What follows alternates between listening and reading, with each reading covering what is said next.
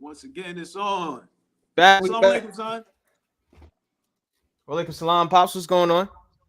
Nothing much, son. Nothing much, man. Hanging in there, man. Living life, living life. Long weekend, long weekend. For me too, pops.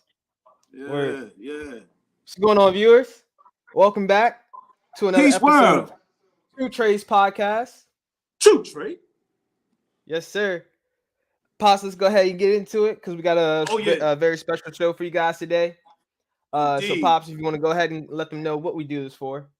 Absolutely, absolutely. This channel is to inspire and bridge the gap between the youth and the elders, the fathers and the sons, perspectives of the truth versus the falsehoods, and to reflect love and peace with the black male and the black family. This is our purpose. Indeed. Couldn't say it better myself. All right. And what we do every show, guys, is have our African American honorable mention. Or anybody part of the African diaspora. So, Pops, you Absolutely. want to let them know who the honorable mention is for today? I sure will. And I'll go Today ahead and get we that picture pulled up. okay. All right, we are honoring today Jesse, a brother by the name of Jesse Eugene Russell. Jesse Eugene Russell. You may know this man and his invention, or if you don't know him, you know his invention. I'm gonna let you know a little something about it. Jesse Eugene Russell was born in Nashville, Tennessee, United States of America on April 26, 1948, to a family of 13. Just like many black people in America at that time, the Russell family lived in a very poor and socially deprived part of Nashville. Jesse Eugene Russell engaged more in athletics in his early years. He would later go to school and he got an opportunity to attend a summer education program at Fisk University in Nashville, Tennessee.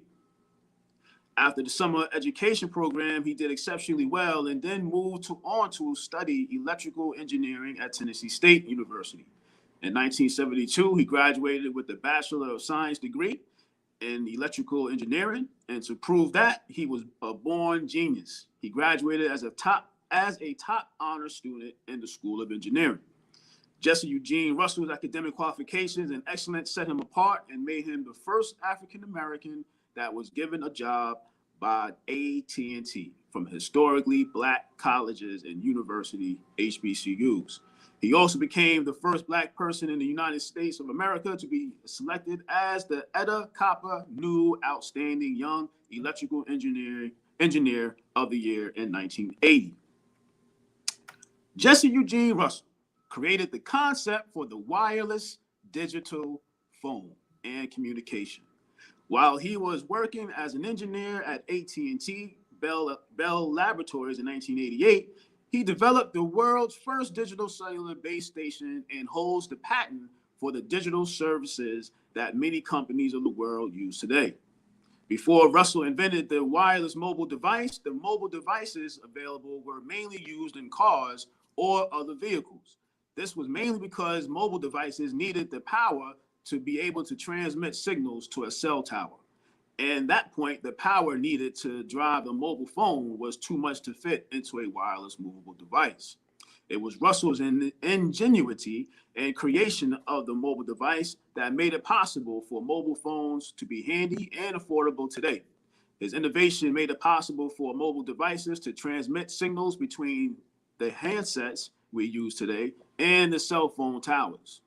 Russell's supervisor at the AT&T Bell Laboratories had come to him with an impossible task that no other employee wanted to handle. Both AT&T and other major telecommunications companies found it hard to figure out a way to make the cell phones into wireless mobile phones. Russell accepted the task of figuring it out, and he did. Salute, Mr. Russell. Yes, sir. We salute you, Mr. Eugene Russell. Unfortunately, Pops, I was unable to get the picture pulled up. If I'm Oh able man. to pull it up a little bit later, I'll absolutely do that so we All can right. put the face to the name. All Yes, right. sir. Yes, sir. So we have a very interesting show for you guys today, and we have a special Oh, guest as well. Yes, oh, sir. we have a treat for the world. A very, I'm honored that this individual will be blessing us with her presence. Very strong black sister, fighting, uh, I mean, she qualified herself with the credentials, and not only with the credentials, but with the heart for her people. And with her mind, with her dedication, I mean, salute to this sister. Son, take it away. Let's give a little clip of her in action. Yes, sir. I hope I can get it pulled up. I'm trying my best. For some reason my screen share working. Just bear with me real quick. Maybe I have to refresh my page. Let me see if I can do something on my end where I can just, if we can just show a video of my phone, and it's just me. All right, I'm still here. So I'm gonna show you. I'm gonna give a little clip of the sister who I'm referring to, who we have on the podcast today. Sister Professor Elena Porter. The human rights framework. The human rights framework places an obligation on governments to respect, protect, and fulfill rights. Respecting human rights requires that governments refrain from the actions that infringe on rights, take positive steps to realize the enjoyment of rights, and create conditions under which basic needs can be met. Moreover, the human rights framework calls on local, state, and federal governments to promote equality and non-discrimination, and to address policies and processes that have a desperate impact. The right to self-determination, a very important concept, very important term. The right to self-determination refers to the right of a people to determine their own destiny. The principle allows African descendants to choose its own political status, economic, cultural, and social development. Exercising the right to self-determination can result in outcomes ranging from independence through full integration within the state. The importance is in the right of choice. It is our right. We dictate who we are. We dictate our political configurations. We do what we want to do at this point. It is our right. The importance is the right of choice. So that the outcome of the people do not affect. Yes, sir. So we have yes, sir. So we have our human rights specialist. So without further ado, we'd like to announce Miss Elena Porter to the show. Welcome, Elena Porter, to TwoTreys podcast.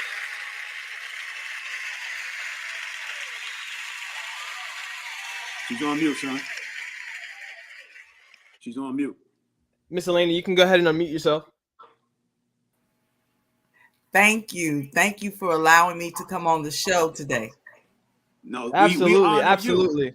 Thank you for taking your time of your busy day and your busy schedule, fighting for the cause, to come and bless us with your presence. Yes, and your yes, mind. Thank you. Yes, yes, and Brother Tracy, and to your son, I love this concept because there is a gap between us junior elders, because I don't consider myself an elder quite yet. Yes, ma'am. Youth. So thank you for allowing me to share the platform with you, both of you today. Absolutely. Thank you. Thank you. Yes, ma'am. So, son, take it away. So let's go ahead and get. Yes, ma'am. So, yes, sir. So let's go ahead and get into the topic today, guys, and who we have on for today for you guys. Miss Elena Porter. She's a human rights specialist. So essentially, she focuses on and has a knowledge, a wide knowledge on essentially the human rights of people. Specifically, she focuses on African Americans. Miss Elena, if you want to kind of let the world know exactly who you are and what exactly you do and why you do it. Okay. Yes. Let you take it over. Yes, ma'am. Okay. Well, basically, I am a human rights defender. My background is in domestic, international, and human rights law, and I concentrate on U.S. Afro descendants. And I refer to us as U.S. Afro descendants because that is a juridical personality in our region here in the Americas. Um, we have rights, another layer of rights that we have not tapped into that will allow us to exercise self-determination. Self-determination is the highest political aspiration of freedom that a colonized peoples like ourselves can aspire to that will allow us to control our wealth, our capital, human resources, labor, uh, land, cultural, and biological property rights.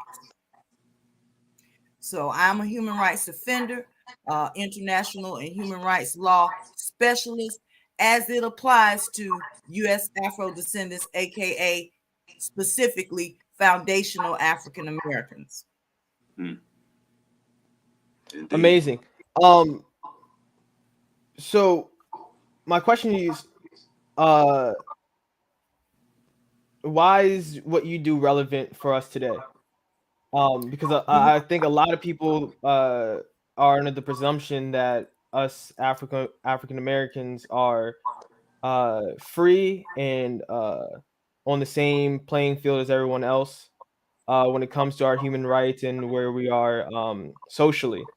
But for those of us who actually do know, that's not the case. So if you want to expand on essentially why your position is so important. TwoTreys podcast. Wonderful, son Trey. Let me. I'm going to break it down to you and make it as simple as possible. We are in the wrong political configuration and the wrong political status that will allow us to survive as a people. We have collective rights that should have been asserted after slavery that were not asserted. We were supposed to have been treated within the same status, political status as Native Americans. Currently, we live in the most industrialized country in the world. We circulate 1.2 or 1.3 trillion dollars through this economy, but we don't control anything. We don't have anything, and yet we occupy the lowest rungs of society. That is because we do not have control over our human capital, labor, and resources. After slavery, we were re-encapsulated via the Constitution, the 13th, 14th, and 15th Amendment, and next to the settler government, as well as its predecessors, politically, without our consent. And as a result, our human capital, our labor, our wealth, our land, our property, intellectual property, cultural property, you know, uh, has been absorbed and misappropriated. And because we don't have that political control, we're not in the correct political configuration. We're unable to close the inequality gaps that relegate us as a disposable surplus population that can be disposed of at any time. We are in a genocidal position. We live in genocidal conditions because we're in the wrong political configuration and the wrong political status. Did I Great answer point. your question? Absolutely. A follow-up question for you. Yes, sir. She's hitting it right now. So a follow-up question for you is, so what it sounds like you're saying is our community isn't truly free. No, we're And not. we're not. Yes, ma'am. And Pops, I think we were talking about this on our previous show. We of course have. So in your words, Miss Elena, what needs to be done for our community to essentially get our sovereignty? Because what me and Pop Trey have been talking about in our last show is essentially us getting tired of having to bang on the door of these systems that are in place just to get a equal footing and fairness. and Podcast. we're seeing that that's not happening. The fact that we have to continuously fight just for fairness.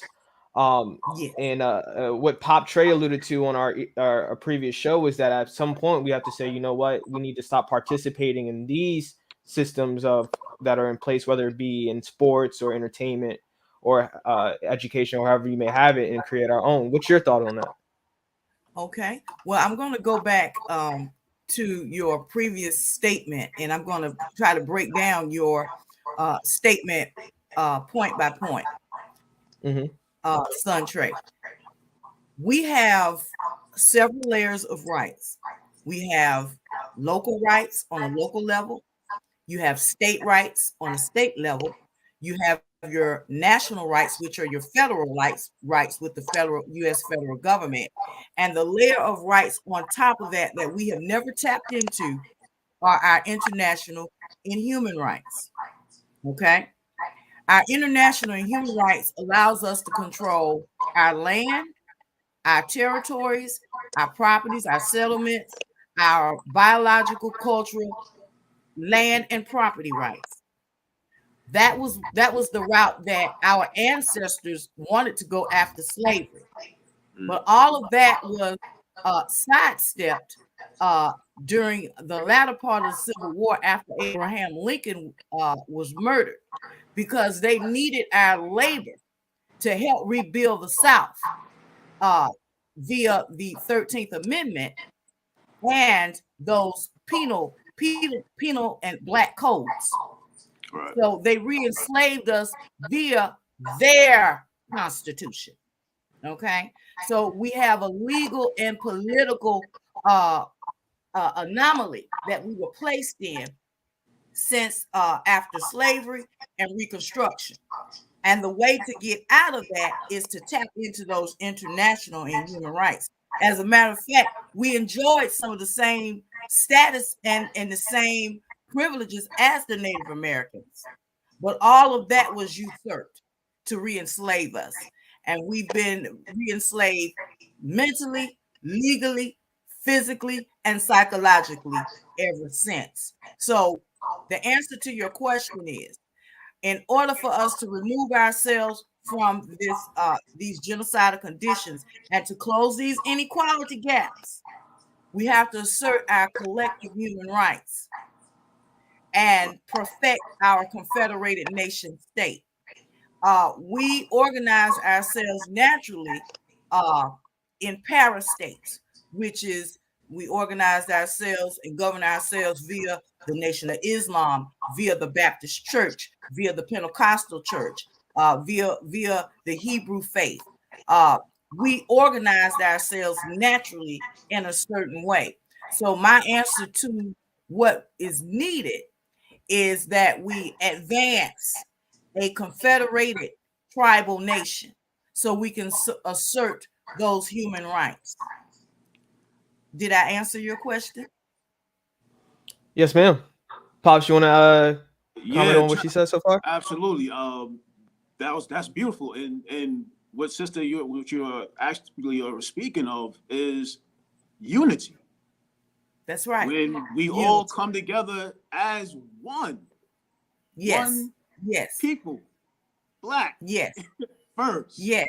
Yes. Everything else is pretty much, secondary or, not the most important of bringing everybody together. That's just being Black first. The police officer doesn't inquire about your religious persuasion or any of that nature when he's pulling you over because he just sees a Black person. Yes, and that's true. And let me elaborate on something, Pop Trey. One of the things that I came to realize is that we're not unified because of the fact that in different areas in the United States, we were colonized by different colonizers. For example, up your way, you were maybe colonized by the Dutch and the French. Detroit, Dutch and the French. Here in the South, Spanish and the French. So because of that oppression, we assume different identities. And because of the trauma that we have been through, we have assumed different identities, and we have been fragmented as a people. But a confederated tribal U.S. Afro-descendant nation state will allow each one of us not to be forced to assume an identity, but to embrace the identity of who we are. The Nation of Islam can continue to be the Nation of Islam and enjoy their autonomy. The Panthers can enjoy their autonomy. Baptists can enjoy their autonomy. But a confederated nation connected together by a treaty or a compact amongst ourselves, where we come together politically and agree politically that self-determination is the only way that we can move forward and get control of our lives and set a future and put the infrastructure in place for son generation to advance. We're starting the ball rolling, but it will be the next generation to carry it out, because we can't afford to vote Democrat or Republican and leave our lives in the hands of our sworn generational enemies. And I'm not saying this to be racist. I'm just looking at the reality. Yes. Our country, the United States government, is a hostile state, and they direct that hostility towards U.S. Afro descendants, towards our population. We can be murdered at a whim. We can be encamped at a whim. And if we don't get it together, I can see us being disposed of within the next 10 years, maybe even earlier, if we don't put the infrastructure in place to secure our settlements, the areas where we live. We are the majority population in about 732 cities, with a majority population in several counties. And with that large amount of population that we have, we're 45 to 48 million strong. That is a nation within the United States. We can secure, protect, defend, and police ourselves. We need our own institutions. Yes. We never come out of the hole, because we still depend on our sworn generational oppressors to relieve our issues or to address our problems. Right. We have to take control. Right. And asserting those human rights allows us to do so. Now, we have internal issues that we need to deal with, such as fratricide, where we have the black-on-black crime. We have internal issues such as the problem between the black man and the black woman. We hate each other because of the trauma. We've been taught to hate each other, and therefore our families are suffering. Yes, indeed. We misappropriate our individual funds in our household. We don't act. We're not financially stable. We don't spend our money in a correct manner. Our population, we have property. We have grandmama that had bought that house in 1952, but we'll sell it instead of fixing it up and keeping it for the family, for the next generation to enjoy. Yes. We have no respect for each other. We can't protect each other because we don't have the proper infrastructure in place to self-police and to defend ourselves. Right. These are intimate, internal discussions that we need to have. Everything can't be done in public, but we have internal issues that we have to work on that are detrimental to us as a people, that relegates us to a disposable population. We're not on the same page politically. Right. We have a group of Negroes in high places who want to continue to push the envelope that civil rights was the best thing since sliced bread, when it was not. We had our own school. We had our own businesses. Yep. We had land. We had our own agribusiness. Yep. And all of that was forfeited for a vote. These are the discussions we're going to have. Absolutely, absolutely. And sister, I would say you must watch this show or have watched previous episodes, because what you had just said is what I have been saying since we started this. You and I had conversations previous to this as well. So I already know that we are like-minded. Yes, But a lot of us, we know a lot of us, like you said, are very hypocritical, and we have internal issues. that's right. And the internal issues can only be fixed or corrected by those who have a genuine love for the people, and that is someone that is in the people, of That's the right. people. So it's not going to be That's right. somebody from the outside coming in, saving us, doing what we need to do for ourselves. We have to save ourselves. We've been relying on this one individual people to do all those things for us, because that was embedded in our brains since slavery, as you brought up. That's You right. know, that That's we right. are leader dependent. So my question is,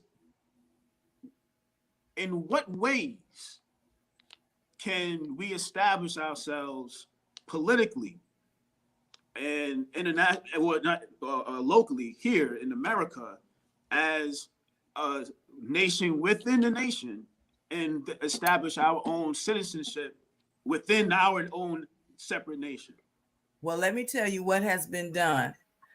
In 2017, we sent a declaration of our rights, of our human right to self-determination, to the United Nations. A lot of the legal and political infrastructure has already been done via the organization that I was a part of. I was a part of the Afro-Descendant Institute of Human Rights, and that we did a lot of research, and we submitted documentation to the United Nations in 2017. And in 2020, a Declaration of National Liberation was asserted and sent to Geneva, Switzerland. I did that myself. So the Wow. political configuration that I Wow. work out of is the precursor to nationhood. And I did that because of the fact I was looking at the security issues that we have, the issues with land, and the fact that we are under duress. And the only way out of it is to assert those international rights that will pull us out of the jurisdiction of the United States, which is hostile to us. The United States has no way within their judicial system to remedy our issue. We have to appeal to a higher authority, to a neutral authority, which is a regional court, which would be the Inter-American Court, or we can appeal to other international agencies and international jurisdictions to assert those rights. So Absolutely. right now, the first thing that I am doing on my end, I will be traveling specifically this summer from state to state, organizing with different individuals, different organizations, to inform them and to have them withdraw their consent via a declaration, individual or an organizational declaration that will allow us to assert our rights. There's a brother named Brother Ramzu Yunus in Detroit. He has the model of what can be done on a local level using international and human rights law in local municipalities. He has the format, and it's the same format that our Afro-descendant relatives in the Americas have used, such as Oaxaca, Mexico. They have several municipalities that have asserted their rights and set up autonomous zones and carved out that autonomous space. So I can't go into too much of Right. the intimate details, but that is one of the models that we're using. Now, sister, I want you to explain or define specifically for the people, my son and I, we both have experience working in the mental health field. And one thing that I realized by getting in the mental health field, and my son had realized as well, was that people with mental illnesses have what is called human rights. Yes. And what we supposed to be normal people who are not diagnosed with the mental illness are what we are walking around with citizen rights. There is the word citizen rights, and here's the word human rights. Can you explain what is the differences between the two? Okay. Well, I'm going to break it down to you even further, my brother. This one. There is a distinction between the civil rights that was asserted domestically and the human rights. Civil rights are the rights that are derived from the state, and that state is the United States government, which sidesteps our human rights. Your human rights are your innate God-given rights. Your God-given right is you have a right to assert your political status. You have a right to assert your political configuration, to organize ourselves as a people. That is our collective rights. We have a right to create a state. All of those things will sidestep. Okay. Human rights are your God-given rights. You have a God-given right to life, but yet we're murdered every day in droves, especially our Black male youth. We have suffered intergenerational poverty. Why?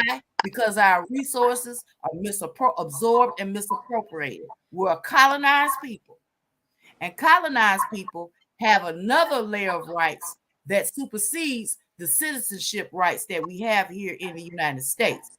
We never overcome our mental illness as a collective group and our trauma.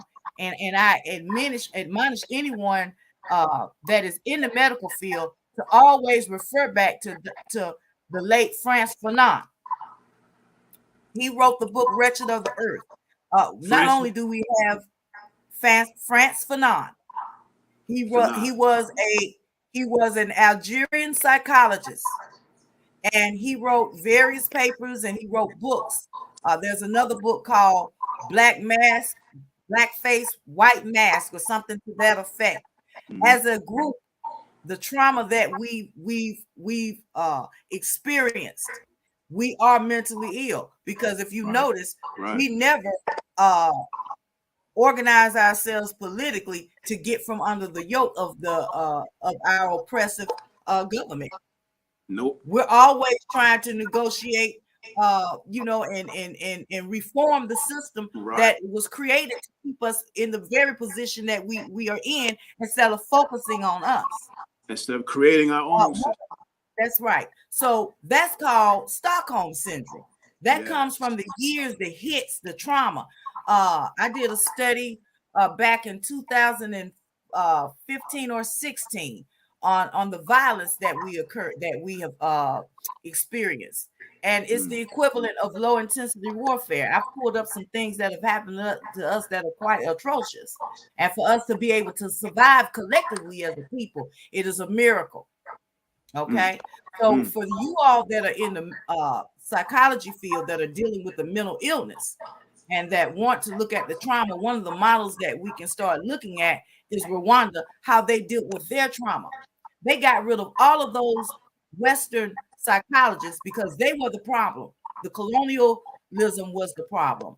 The oppression that they put on that population was the problem. So the first thing they did to heal their people, they got rid of those Western psychologists, and they started using their indigenous. They went back to their indigenous practices, whether it was a tribal practice that a certain tribe used, the church got involved. Those people came together, and we can come together, whether we like it or not. The Nation of Islam were always healing our people.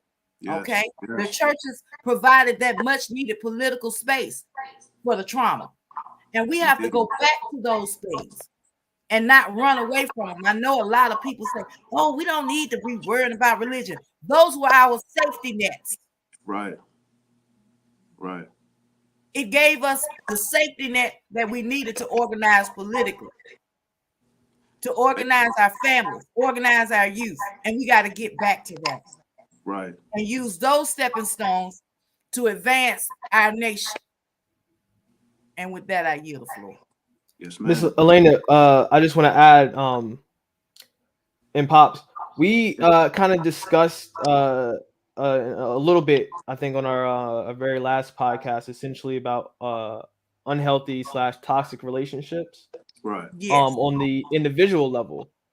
But I think towards the end of our conversation, Pops, we kind of looked at it and we're like, yo, this oppression, the details of what and the red flags of what make a unhealthy relationship in between individuals, we notice are the same uh, situations that you deal on even when it comes to a government or any organization or any power. So when we're looking at it, yo, like our people have been in an unhealthy relationship with the U.S. government. And That's when I right. say that, we've been in constant fighting. And we went over the red flags of essentially what an unhealthy relationship is. We said that they include constant fighting, lying, dishonest actions, codependency, abusive behavior, um, Control. and a whole lot of things. And we went over the solutions as well. And it sounds like to me the solutions to alleviate a unhealthy relationship between individuals is the same exact route our people need to take when it comes to dealing with the U.S. government. Son Trey, Please. I'm really admiring your analysis and how quickly you've picked up. And I'd like to advance your analysis even further. I don't Yes, know ma'am. whether or not you've studied domestic violence between men and women. It's a power issue. Mm. It's an economic issue. When you have someone that continues to beat on you in that house, you go get a warrant, a peace warrant, to remove yourself from that house. Mm. We got to get out this man's house and build our own house at this time. Yes, And that ma'am. is the only way So out. yes, man. The solutions when we were talking about from our last podcast for an individual to get out of an unhealthy relationship, regardless if it's abusive or whatever whatever is causing the unhealthy relationship, is the very first thing is to remove yourself, Remove assess yourself. the situation, That's right. and then take into account your own actions in it. That's right. And then if the situation is that detrimental, so essentially if you still want to have emotional intimacy with the person that or the group that you had on a healthy relationship, it calls for therapy. And I go back to you stated that at this point we need to go to the international level in order to figure this out, because the situation with the relationship between our people and the US government is that severe, where Yeah. essentially going to the UN is kind of like individuals going to therapy. Well, let me clarify something. Now, you're taking the lesser of two evils, because I don't want to paint the picture that the United Nations have not been biased towards African people. They have. Yeah. Right. They have.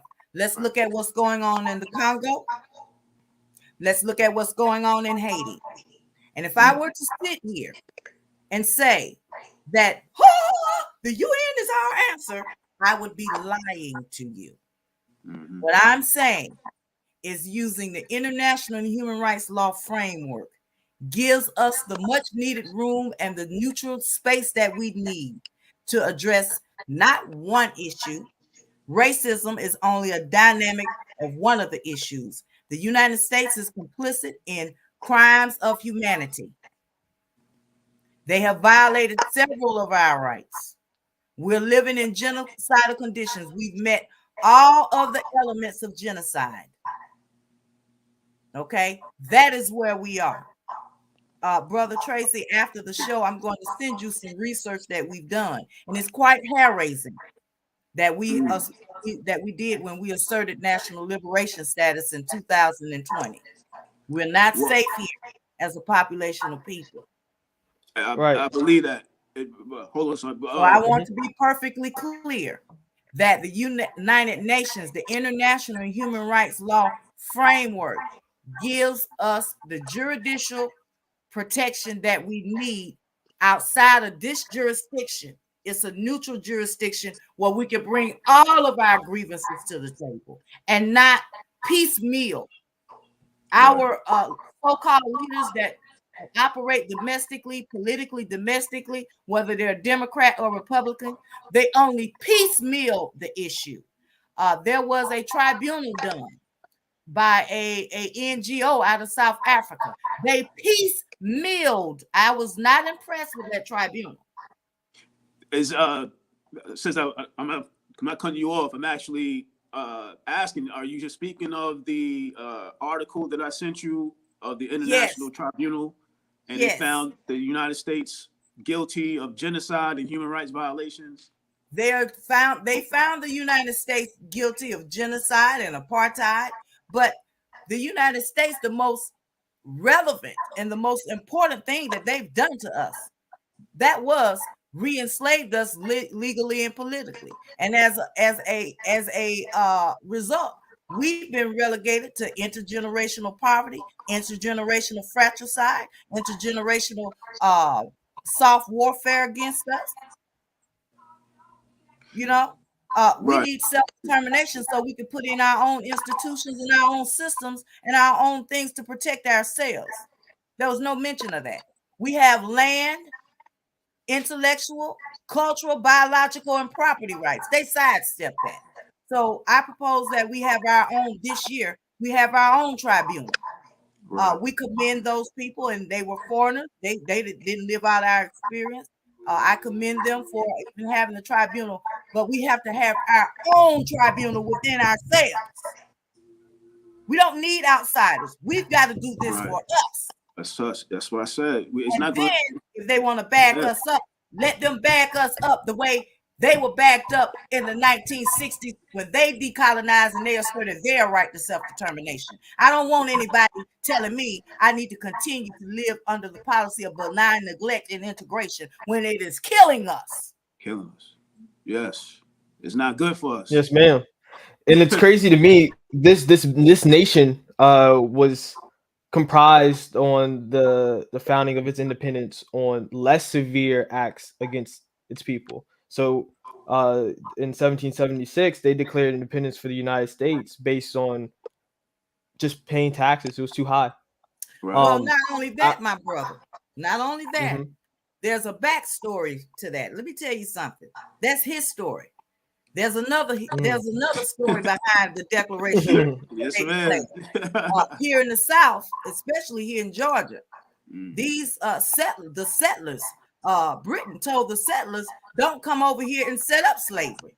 Well, they were lazy and they didn't want to work. They did it anyway. Right. And that's why they rebelled against Britain. Britain didn't want to risk the relationship they had because they found that the pure Africans, and that's a whole nother can of worms, the pure Africans were very hard to control because they came from sovereign kingdoms. And they were Muslim. Fought them tooth and nail. Backstory on it. And you mentioned something. Read The Invisible Wars by Dr. Yusuf Naim Clay, and you'll understand. The Invisible Wars by Yusuf Naim Clay, and you will understand the backstory behind the Declaration of Independence. Okay. Absolutely. Now, sister, you mentioned something about having an identity, and a lot of us are walking around with the identities of our slave owners and their ancestors. What is one way in which they have continued this slavery process, or this slavery, quote unquote, amongst us without the physical bondage? Well, psychological great question, Pop. and hybrid warfare. Very good question, Pop Trey. And very good response, son Trey. And let me elaborate on this. The United States government has used a form of hybrid warfare. They've used every system. They use the education system to feed us lies that we derive, and that our presence here started in 1619, when the fact of the matter, we were here way before 1619. As a matter of fact, we've been here. Been here. Amen. Okay. Our ancestors came here in waves, the African part of our heritage. We are a mixture of the Black European, the Paleo-American, and that last wave of Africans that came through the Atlantic slave trade.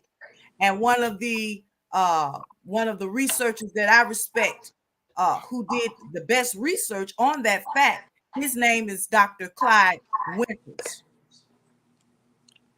Dr. Clyde Withers. Dr. Clyde Winters. Winters, yes. Dr. Ivan Van Sertima. And there are many, many others.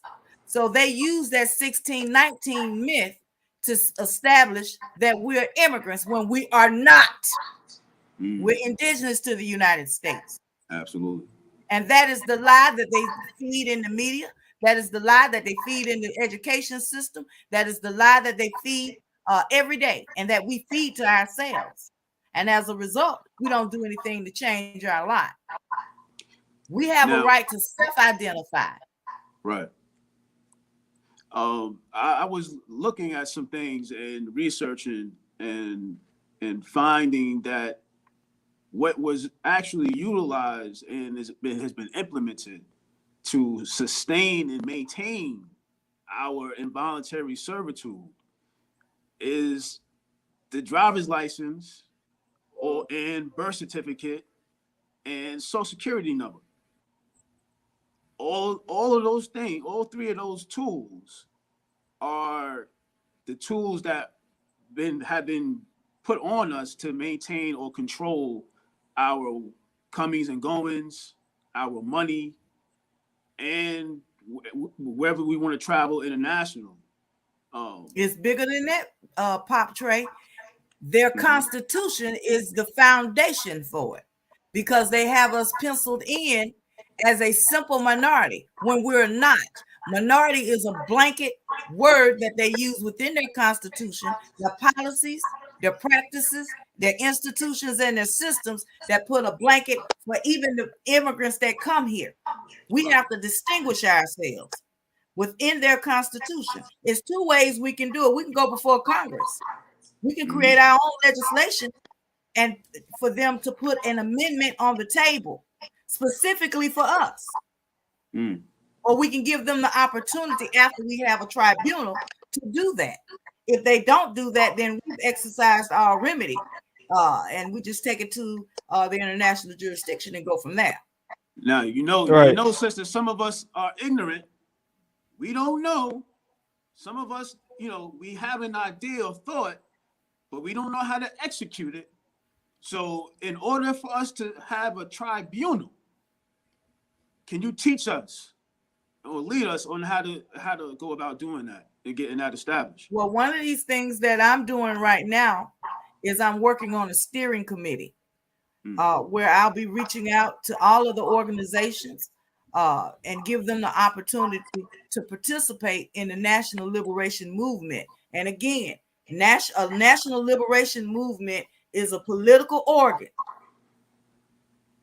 that allows us to pull us out of the jurisdiction of the United States to negotiate the remedy that we have, legally and politically.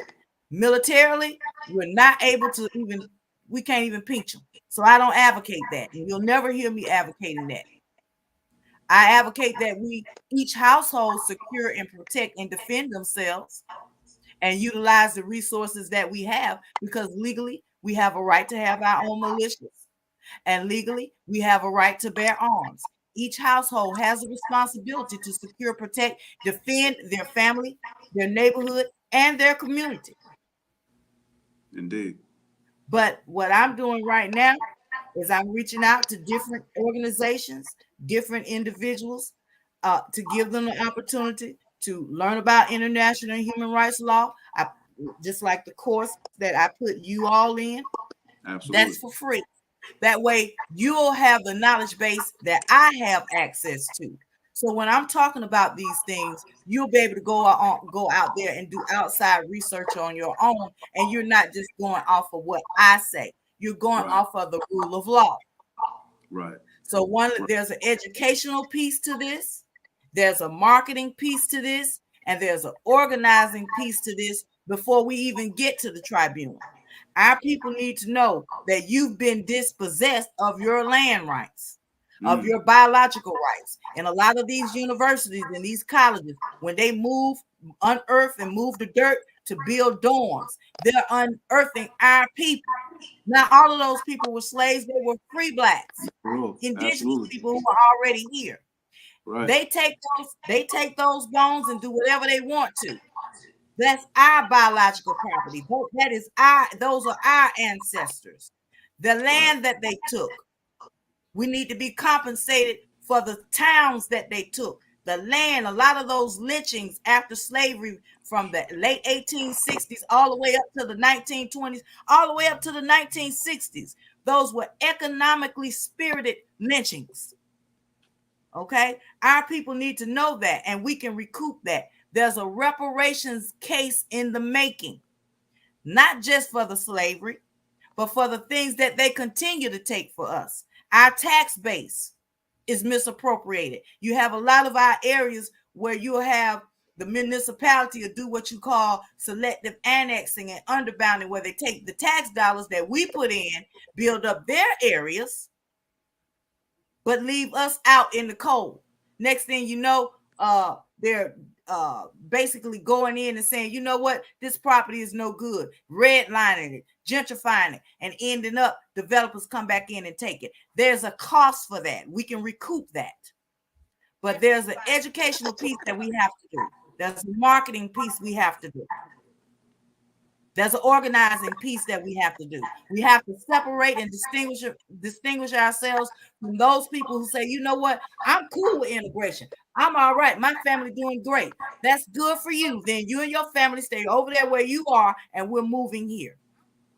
Because I don't want my grandchildren to be political slaves, economic slaves, relegated to a surplus population. That's what I don't want that for your generation, son Trey.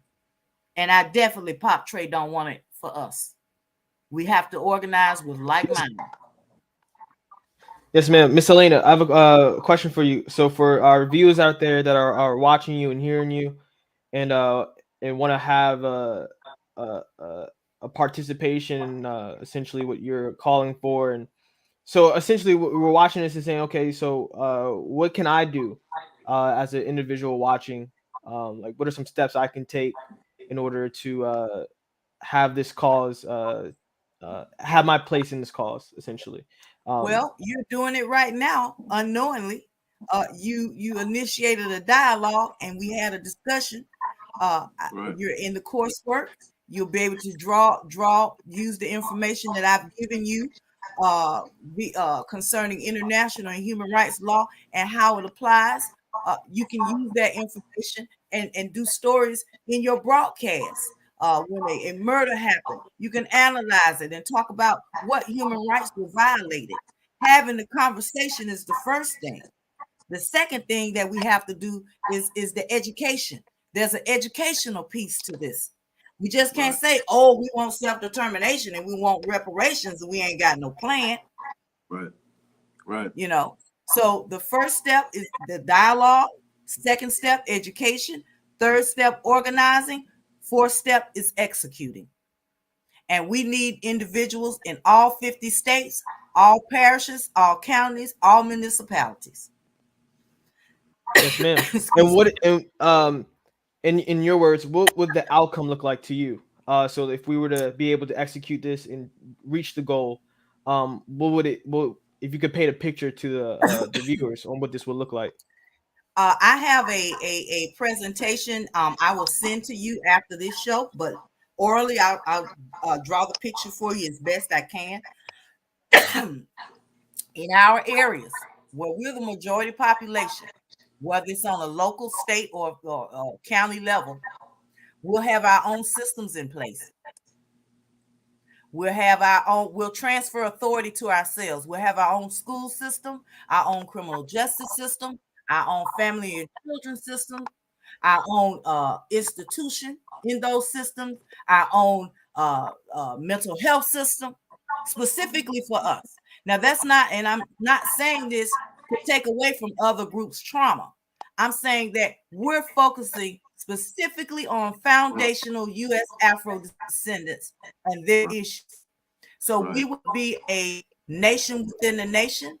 Our political status would be a free association insular nation within the United States.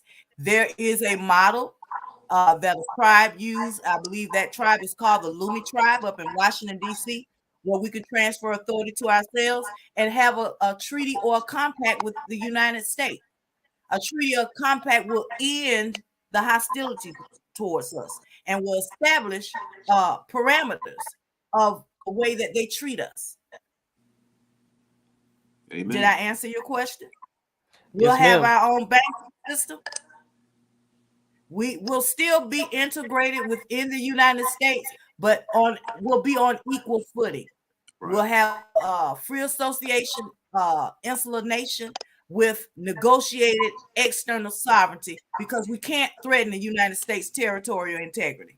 Everything that we propose is legal. Right. Another question. Where in this journey, where do you see us right now?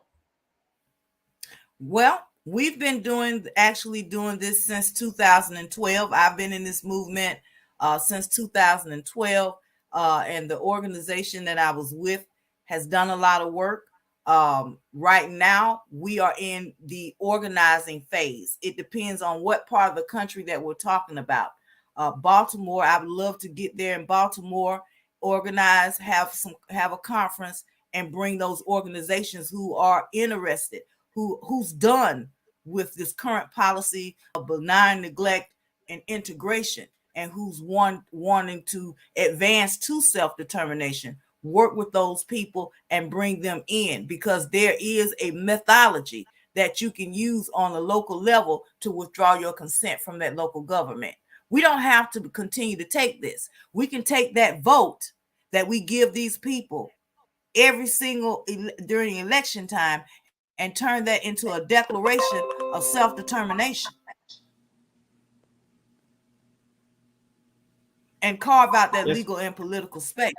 The next thing Yes, that ma'am. has to be done, we need a national treasury. We are 48 million strong.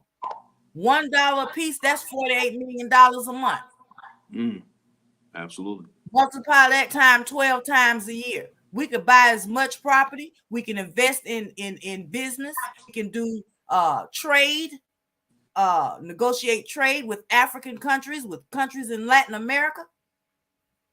We'd be a powerhouse. Yes, ma'am. But I think what you're alluding to, but we just have to start. We have to get organized. Like you said, we're still in the phase of organizing. We're in the infancy. We're in the infancy stage because of the lack of knowledge about international and human rights law, and because of the fact that we have been manipulated politically through social media and through the media and through the public food system as well. So there's a big educational piece to this, a big organizing piece to it. And then we need the national treasury to finance it. We have a right to collectively organize economically. There's nothing holding us back from setting up a national treasury where we put money in a pot to secure land, set up different towns and infrastructure in these areas where we're the majority population. As a matter of fact, the last time that I was in Baltimore, I was just amazed at the amount of properties that was boarded up that could have been refurbished, and different communities up there that's just been abandoned, gentrified out.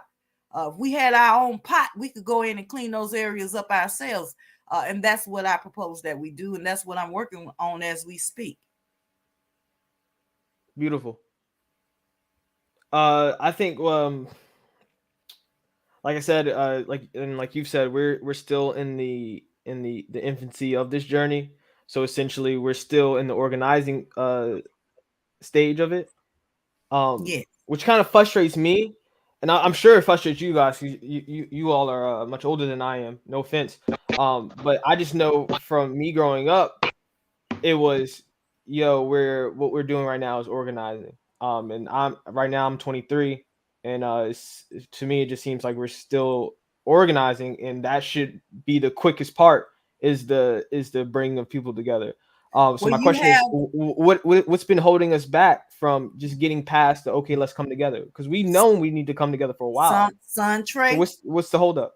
That is a very good question, and I'm going to give you my personal opinion and analysis. We have people that look like us that's invested in keeping us down, that is beneficial. They don't want to give up that authority that they have. They're happy with eating off of the master's plate. They can go and get that job. They have the connections to get that job.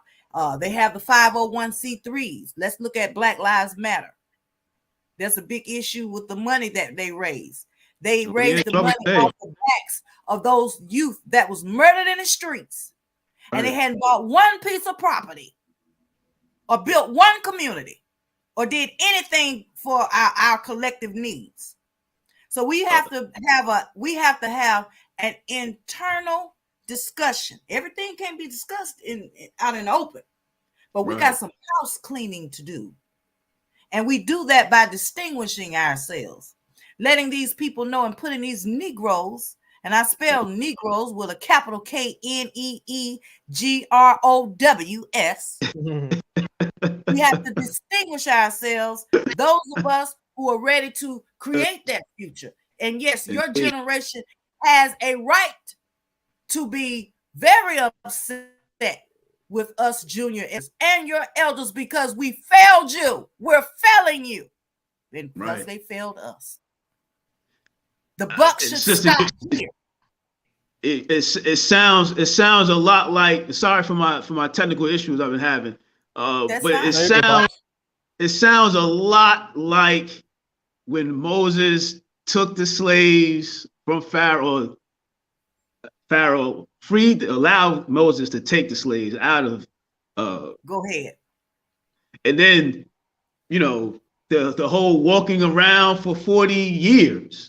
Yes, sir. Yes, sir. So that walking around was to get the old mind die that off. Yep. You know what I mean? Because we can't bring in the new if we're carrying the old. That's right. And the old, I don't mean our elders as far as age. I mean thinking. The old mindset. Yes. The old way of thinking. The old ways. Yes. The traditional ways. We have to advance to nationhood. We have no other choice. Bodies are going to continue to drop when we allow a hostile policing entity in our areas. Under the 4th Geneva Conventions, where we're the majority population, we have a right to transfer authority to ourselves. Right. And we can do this. But we have to have internal discussion. We have a lot of so-called Black nationalists who are really just Negroes dressed up in costumes, who do absolutely positively nothing year after year. Now the big thing is we boots on the ground feeding the hungry with outdated food. Our people we got enough Salvation Armies in every state. We have enough Potter's houses, enough 501c3s in every state. That's poverty pushing. They poverty pushed in the 60s, and we got Negroes dressed up in Black nationalism who are nothing more than poverty pushing Negroes now with a capital K. And we have to distinguish ourselves. And we are in the state in which, Sister, you said that we have an internal issue. And I just mentioned this on the podcast the other day, where it takes a family from within to fix the family issues. That's right. But what we can allow and continue to allow is from the outside, butting in, putting their nose in our business. We have to and telling us who our friends are. That's right. And we have to work on all fronts. The issue is we pick fronts, we nitpick our problems, and we piecemeal the situation. We're a colonized people. We can't continue to piecemeal the situation. We have a legal, political, economic, and a security issue that has to be addressed, or they're going to be carting us off to FEMA camps because we serve no purpose now. They don't need our labor. They have the technology to do what our bodies used to do. Yeah. So we better wake up and smell the coffee. And these Negroes in our midst who are in our face, we need to have them. We need to remove them when they're lying. Well, we got to expose them first. We got to expose who these people are. You know what I mean? And put them on the forefront and hold them accountable for everything and every word that they spoke and tried to come across our community based off of what their employer is making them do. That's right. What I mean? And for the politicians, no politician should be in our face if they don't have a platform that's based off self-determination. And I'm talking about control. And if they don't have a platform based off of immediate reparations and immediate release of our political prisoners. Absolutely. If they're not pushing that and getting that to Congress, get them out of your face. Kick them out. Get them off your property. Tell them to go to hell. That's why I said the red wing and the left wing are part of the same bird. So we ain't doing nothing but selecting the same mind going into the building. But for it's a hypnotic type of thing, and a lot of us are still walking around under hypnosis. But those who are not, let's and this is go. Not about us being racist or being separatists or white supremacists. This is about our very survival because we are dependent. We've been rendered a dependent, disposable, surplus population. That's how we've been treated based on the United States actions. They're complicit of several violations of international and human rights law against us. And I was just watching who is not framing the issue in that manner using the international human rights law framework. Get them out of your midst and get them out of your face because they are an immediate threat. And you brought up Russia and the Ukraine earlier, and I was just watching some sort of they was having some sort of meeting, over there overseas, and the sister who was representing the America, I forgot what her name was, but she's I guess the international UN representative. She was saying a lot of things in which, if she would just use the word black people, she would be, but she was actually referring to Russia and how they're dealing with Ukraine. But that sounds just like what's going on here, huh? Yeah, I was like, how can you? But you over there, my sister, over there in their business. Oh my God! And you represent our interests. Wow. Well, do your research on Ralph Bunche. Ralph Bunche, in the 1940s and 50s, he helped set up Israel. But his people were being murdered in droves here and lynched. I'm not a fan of him. May he roast in hell. Wow. And we got to say this, Sister Elaina, that everything that is said is totally on you. It doesn't reflect TwoTreys podcast. Just allegedly, right? These are my views. Right. These are my views, but it's the truth. Do your research. We're not safe here because of those internal issues. So it sounds like we need some land. Ukraine having a conversation about Russia when it wasn't a month ago, 2 weeks ago, 3 days ago when a black body dropped. That's a contradiction, don't you think? Yeah, absolutely. Absolutely. Miss Elaine, I think that what that is what you spoke about earlier is essentially this has been going on for so long that the behaviors become familial, even though we know that the behavior is objectionable. So we're at this point, we're kind of comfortable with it. We have those protests every now and then. We hear people talk about the bodies dropping and stuff like that, but it's not to the point where it was severe when it first started happening. So those are not protests of Sun Trey. Those are parades and festivals. Those Negroes pull up with barbecue grills, selling stuff in there. Come on now. Those are not protests. Yeah, even that behavior has become it's carnival-like. Just so it's just a circus. Trivial. Right, exactly. A political circus. So again, so we definitely have to essentially not only separate from the system that we've been allowing ourselves to participate in, but essentially also reflect on like what has been our input on, what have we been enabling, and it's just something that we're gonna have to do, and these steps are gonna have to we're gonna have to take these steps. They're gonna hurt. I mean, when you're in an unhealthy relationship trying to get out of it, if it's based on codependency, there's gonna be some withdrawal from it. There's going to be some time when we might divert back, but we have to have that mindset that we're going to finish this program, just like you would with a druggie or someone with mental health. You have to finish the program for it to become effective. If you only do it halfway, or if you're not fully disciplined in getting the to the outcome, then all the work is in vain. And you can make a 20-year progression, but once you stop, it starts back from square one again. That's true. That is true. That is true. And I really appreciate the analysis that you, Sun Trey, and Pop Trey, that you have brought to this broadcast, because it opens up a dialogue. Right. And it gives our people the opportunity to think where we are and where we can be.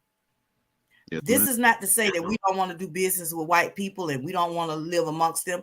We just want to be on equal footing, true equal footing, where we can secure, protect, and defend our youth, our neighborhoods, our communities, ourselves, and our nation. Right.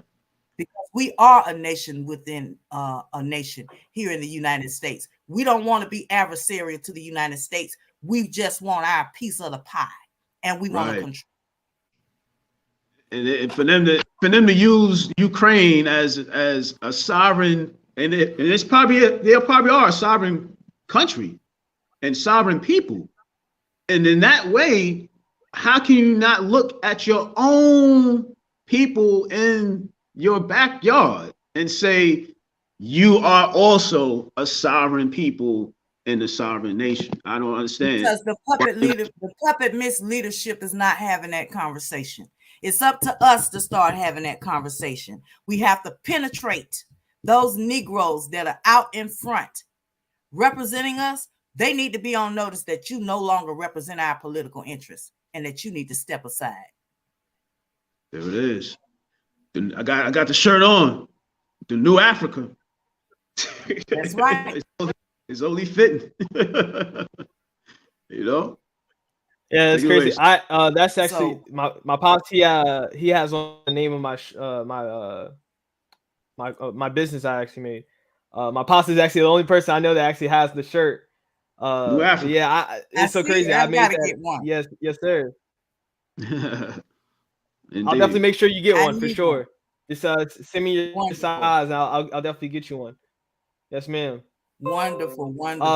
Miss Elaina, I'll have your a link to your website pulled up in just a second.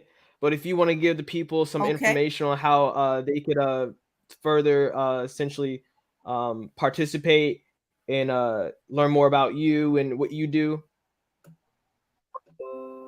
Well, they can go to pendoforfreedom.org. Is Pendo the number 4 freedom.org,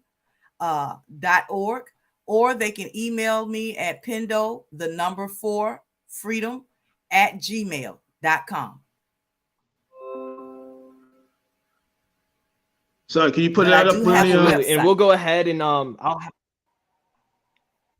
yes, sir. I'm trying now. It's giving me an issue, but if I don't have it pulled up on the live stream, I'll at least have it in the description box for this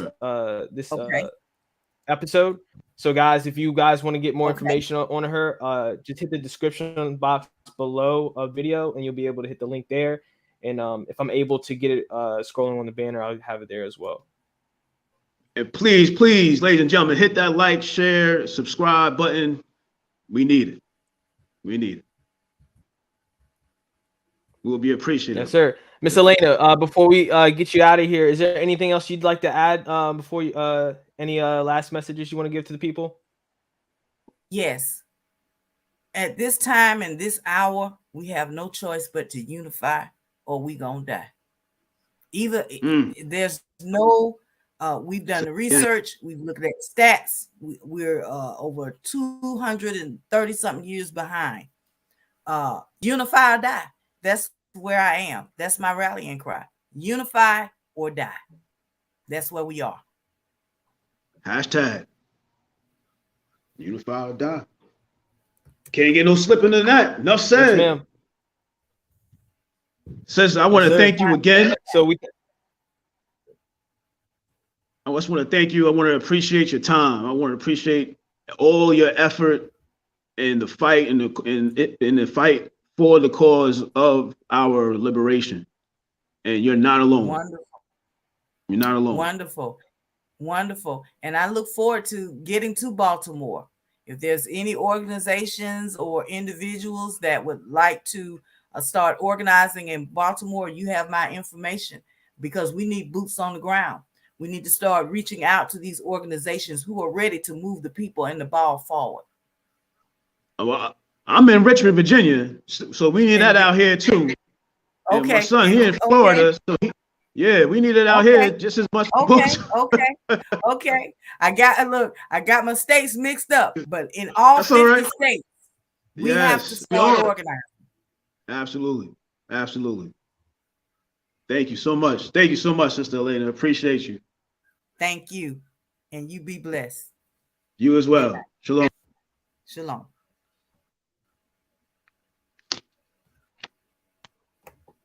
Awesome, man. Again, guys. Awesome. That was our special guest, Elaina. Sister Elaina. For the show. Powerful, man. Powerful. We need strong Black women like that, man. We need more of her, more like Vicky Dillard, more of like Monique. You know what I mean? We need more powerful sisters that's going to fight. And Sister Angela Stanton, I can't forget her as well. You know, as long as we have these type of women still in our midst, there's nothing that can stop us. Sister Ava Muhammad, that's also in the nation. Yo, we cannot lose, man. Our nation will grow no higher, no stronger than the women. You know what I mean? And it starts with them first. We have to have women and sisters out here that's going to fight with us, fight for us, and lay down the gauntlet. You know what I mean? Because when the Black sister speaks, you know, and she speaks with authority and force and power, that's the God. That's the God. So all praise due to Allah. Thank you, Sister Elaina. Take it away, son. Yes, sir, we appreciate again having her on the show. She touched on some very important points, and I think she emphasized on essentially how severe we're in as a people in the state that we're in. Like, this isn't something that we have time to essentially wait on doing. Like, right now, it was yesterday, it was the day before yesterday. So we need to, like she said, we're in the stage of still organizing. That should have been done already. And that's how I feel about it, but that is what it is. So when it comes to that, if that's what we're on, great. Guys, our viewers out there in the Black community and those that support us, it has been stated that we're in the state of organizing. So let's do that. Let's come together and have the conversation and have that sit down on exactly what needs to be done to get to the state of actual actions. So if we need, like you said, you know what I'm saying, again, to get the outcome that we want, right, to get the outcome we want, we need to come together. If we're at the stage of we need to organize, great, let's do that right now. I'm up for it.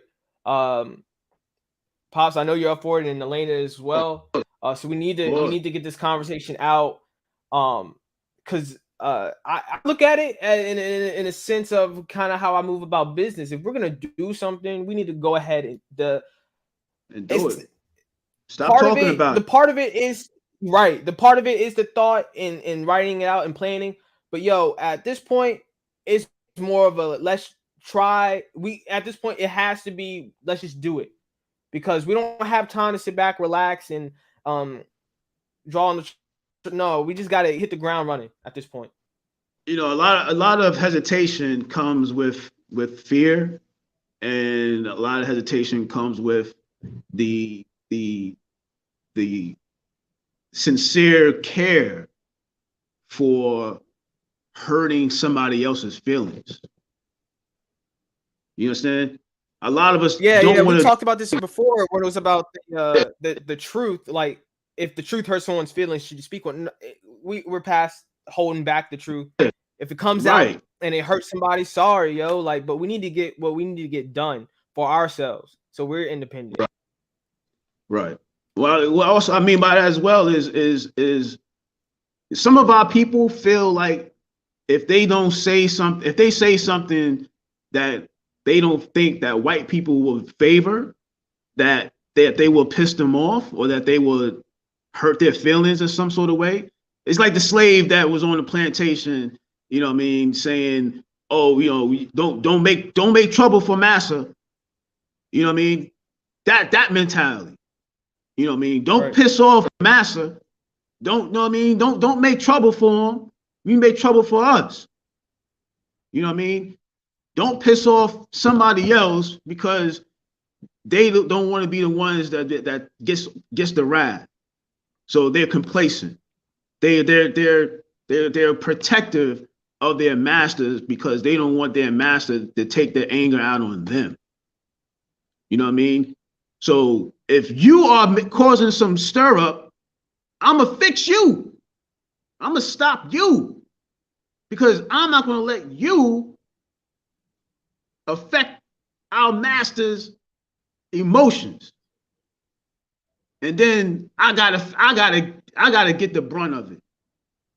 You know what I mean? So instead of you and me coming together to kick Master's butt out of the house, I'm gonna make sure you stay in line, so that way Master won't kick my butt and yours, but specifically my butt, because that's what matters. We gotta get out of that. I'm going on a rant, man. So go ahead, wrap it up.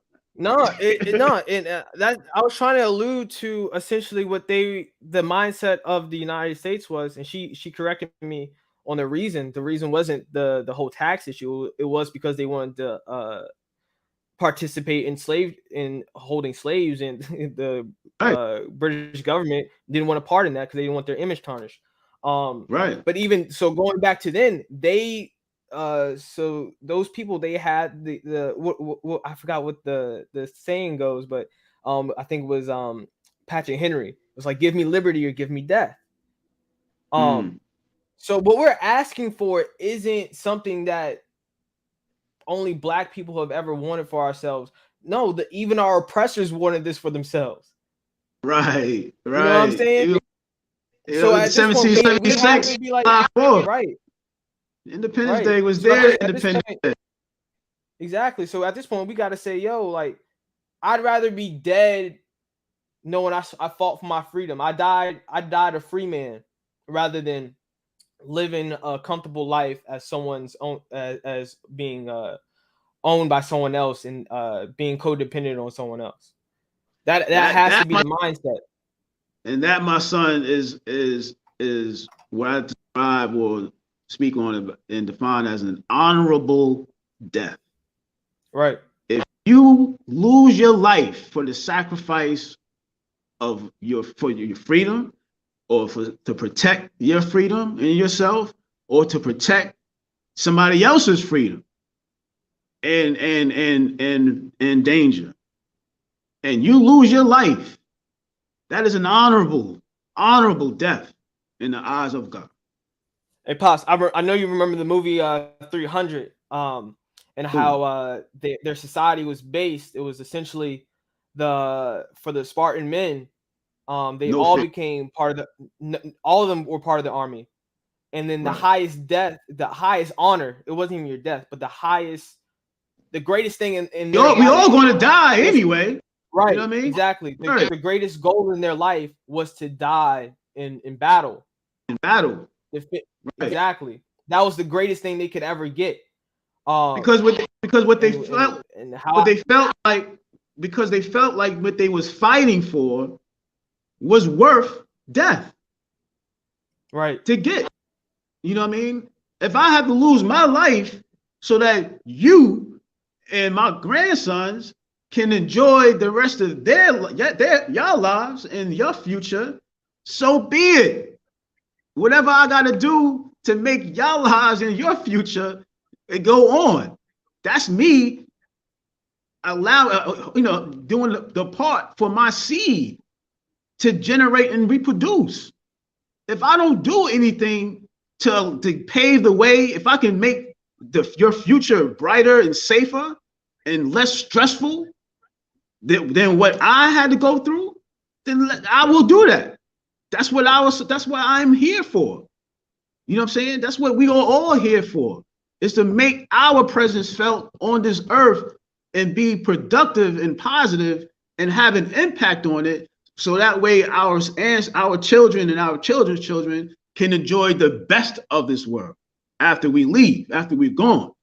You know what I mean? So if I'm just going to leave this earth knowing that this system is still in place to kill off my offspring, the male black child, and I have 2 grandsons, I am definitely not going to have that.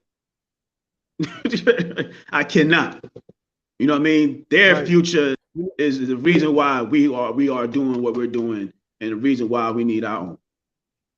Exactly. We need to get to that mindset of when we were talking about the organization and the unification, the confederacy of our people is essentially so essentially when you ask the question, who are you?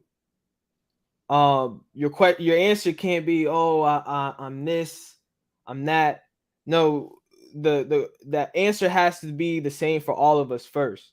You know what I'm saying? You can be a potter, architect, a blacksmith. You can be a part of this nation, part of this religion. But when it comes to what we need to get to with our independence, that that answer for us has to be the same. It can't be, oh, I'm this, I'm that. No. It has to be one mind to get this job accomplished. Right. And that mindset of my people come before any. Who I am is my people. Right. And that comes first. So, like, you know what I'm saying, if I ask you who you are and you're a doctor, of course you answer I'm Dr. So and so. And Right. that mindset has to be the same with our people, where we have a unified thinking of who we are and what we stand for. And then everything else can come after that. But what needs to come first is that same goal and mindset to get our to that outcome that she spoke on and that we're hoping to get to. Pops, before we get off of our episode today, is there anything else you would like to add? Yeah. Quick Final shout thoughts? out to your baby sister, my baby girl, my last daughter, my last child, Aaliyah. She celebrated her 20th birthday on the 19th of February this past Yes, sir. Saturday. So Happy birthday, Leah. happy belated birthday, sweetheart. Love you. Outside of that, let's move out of our adoptive parents' home as a people. Think about what I just said. That's the last thing. All right, so we're gonna go ahead and get out of here. This has been another episode of TwoTreys podcast. This has been episode 15. What a great episode we've had today, Pops. I'm excited to actually replay this and rewatch it and actually be able to tune into what Miss Elaina was saying. Something you definitely need to study. Yeah, you know what I mean. And last thing, for her to share her knowledge, in which she had to pay to achieve and to obtain, is for her to share her knowledge for free to us and to the world.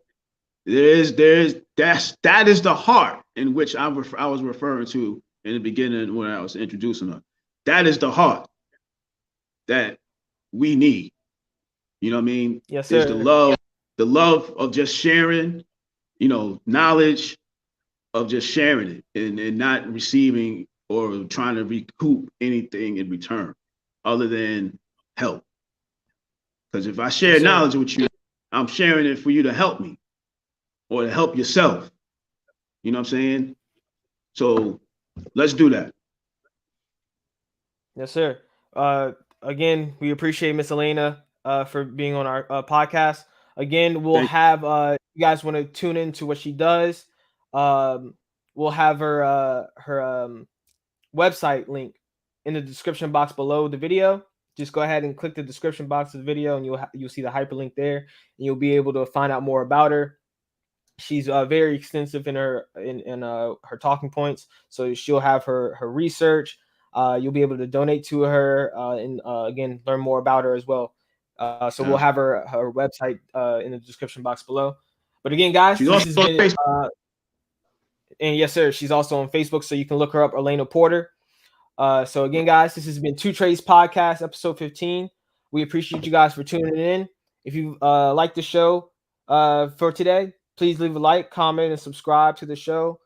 Subscribing notifications to the show and when we'll be going live again. So go ahead and please do that. I also want to again point out my Pop Trey shirt.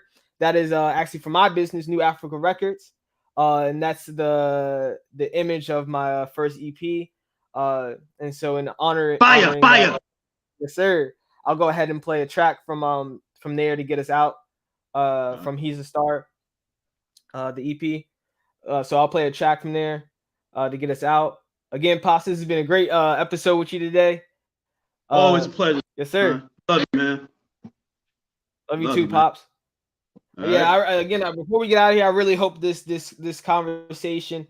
I truly feel this conversation is definitely going to lead to some more